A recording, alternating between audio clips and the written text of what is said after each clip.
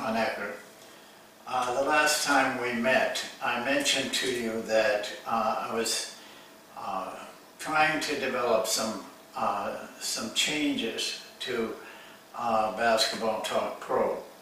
Not great changes, but I wanted to do something special. So what I've decided to do is 50 videos in some type of progressive order that lays out everything that you need to know as a coach. You could be a person that's never coached a practice in his life, or you could be a 20 or 25-year veteran. I would like to offer something to everyone in that category. And it's not going to be just the obvious things, offenses, defenses, drills, that sort of thing, because there's more to coaching than that. And I know a lot of you don't realize that, don't want to realize that, but it's true. You know, I've been your age, you've never been my age, and so I have the advantage of seeing what you have not seen yet, and I want you to trust me and understand that to be a coach, you've got to do more than just run drills and practices of offenses and defenses. So with that in mind, you know, I started Basketball Talk Pro with a promise of going 50 videos. We're now at 362 or 63. But I'm now practicing. I am promising 50 more for sure, and hopefully this will be a golden 50. Well, today I want to talk to you about a subject that I think needs to be discussed a lot, and I try to do that. But let me introduce it by showing you this book. It's called Mastery, and it's by Robert Greene. The book is kind of unusual. It's a book about all kinds of people and how they mastered whatever they were doing, whether it was a singer, a painter, a businessman. And in this book is a section on Bill Brdley.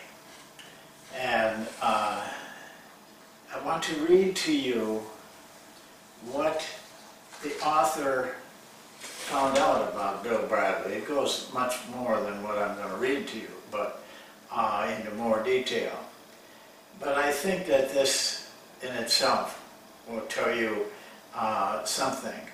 A lot of you may not know who Bill Brdley was, but Bill Brdley played for Princeton in college. He's from, I live in St. Louis, he's from a very small town near here, right on the river, without any, you know, advantages you would have in a larger school and that sort of thing.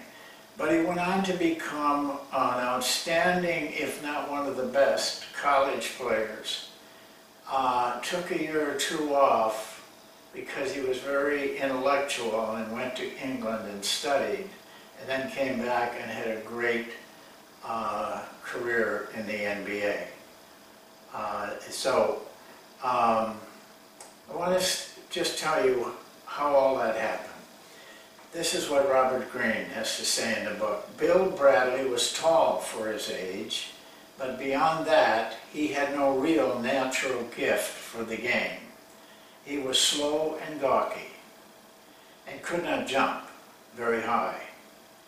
So he proceeded to devise one of the most rigorous and efficient training routines in the history of the sport. Managing to get his hands on the keys to the high school gym, he created for himself a schedule. 3.5 hours of practice every day after school and on Sunday, 3.5 hours. On Saturday, 8 hours of practice in the gym by himself. Over the years, he would keep rigidly to this schedule. He literally built himself into one of the great players of all time, college and the NBA. It goes on. After his playing days, he went on to become a U.S. Senator from New York and ran a strong race for the presidency of the United States. How did he accomplish all of this? It was not a gift of natural talent. It was one thing: practice, dedicated practice that made it possible. The rigorous training for basketball also taught him other qualities: discipline, determination, persistence, effective habits, mental toughness, spirituality, humility, and love for the game.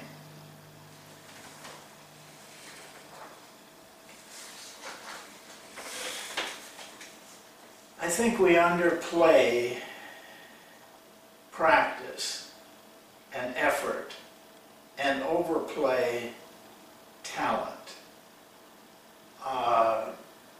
In my years, I've just seen so many players with talent, including in the NBA, that never make it. And I've seen players without that talent make it and have a great career in the sport of basketball and in other things, other parts of our life. Well, I want you to consider the importance of what you heard about Bill Brdley as a coach, because you are in a position to help players, hundreds and thousands of players between all the coaches, to do themselves better. And what could be better for them than teaching them what Bill Brdley was doing and rising from what could have been a no career to a great career by himself, building his own way. Doesn't need to do that.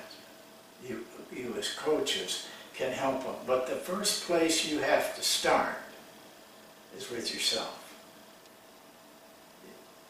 You owe that to the sport. You owe that to the players.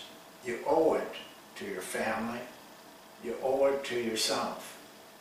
But it's not going to change. It's not going to improve until you make the decision that you're going to improve yourself. Because when you improve yourself, you improve your players, whether you believe it or not, just by being a better coach, being a better person, having goals, and meeting those goals. And then you can do this for the players. Help them. Do you ever talk to your players about things like Bill Brdley? I mean, the stories are all over of effort and concentration like this that raises a player. I feel sorry for the players, very sorry, it hurts me, for the players that have to go through their career with insincere, poor coaching. I don't want anybody to have to go through that. But most kids do. Most players do. And that is not confined to high school or college. It goes right into to professional basketball. helping your players, talking to your players, encouraging your players, and allowing the players to see this intensity, this drive for excellence in their coach. Each one of us is going to have a player someday that there's something special about. Fortunate if you have one, most of you do. But what do you do for that player? What do you do to help him? Maybe he's good enough to make the next step, say from high school to college, or college to the pros. But he needs a little bit more to get it done. What do you do for that player? I mean, you're in a position to help that player or players do something that everybody wants to do. They've got what it takes, but you've got to help them. Can you help them?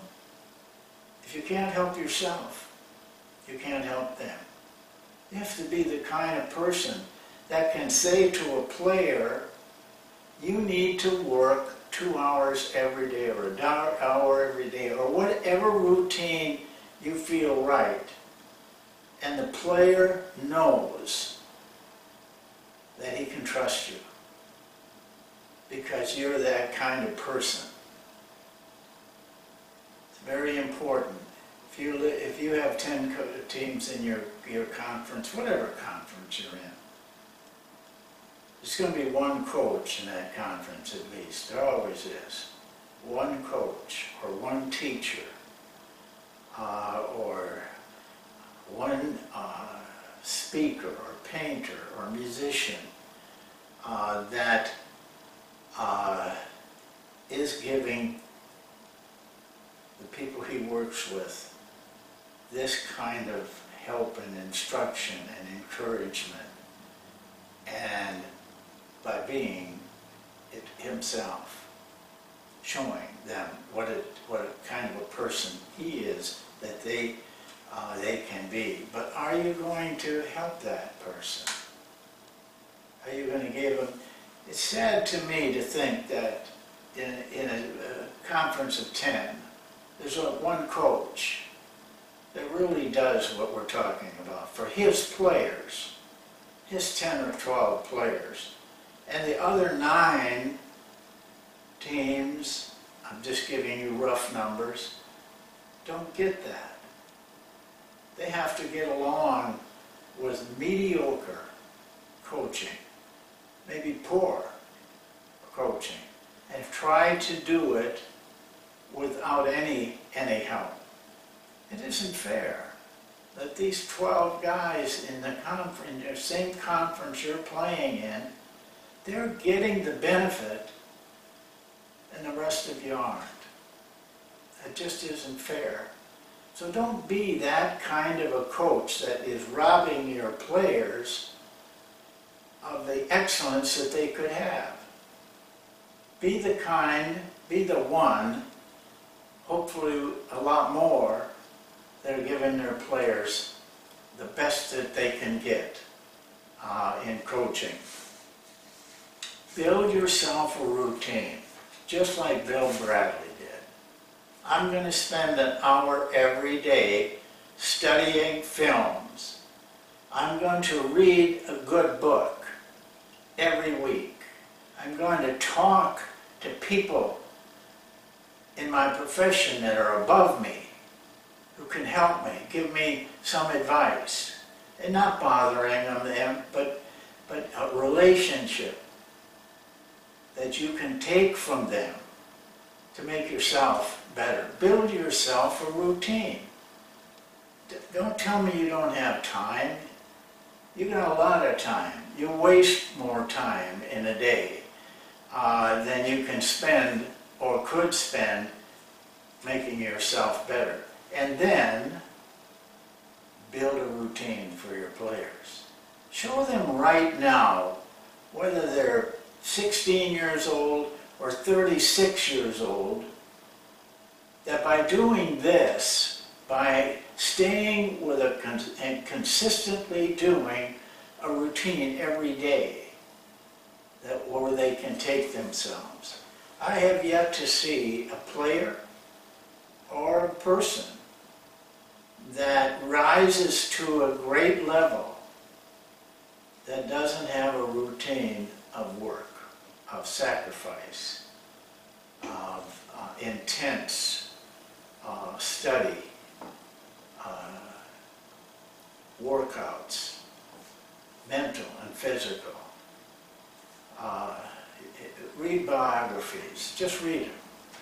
Read about guys like Leonardo da Vinci, Samuel Adams, Thomas Jefferson, Robert Kennedy, and search. You'll find that the biggest area they were different was they had some type of routine that helped them to become better and better.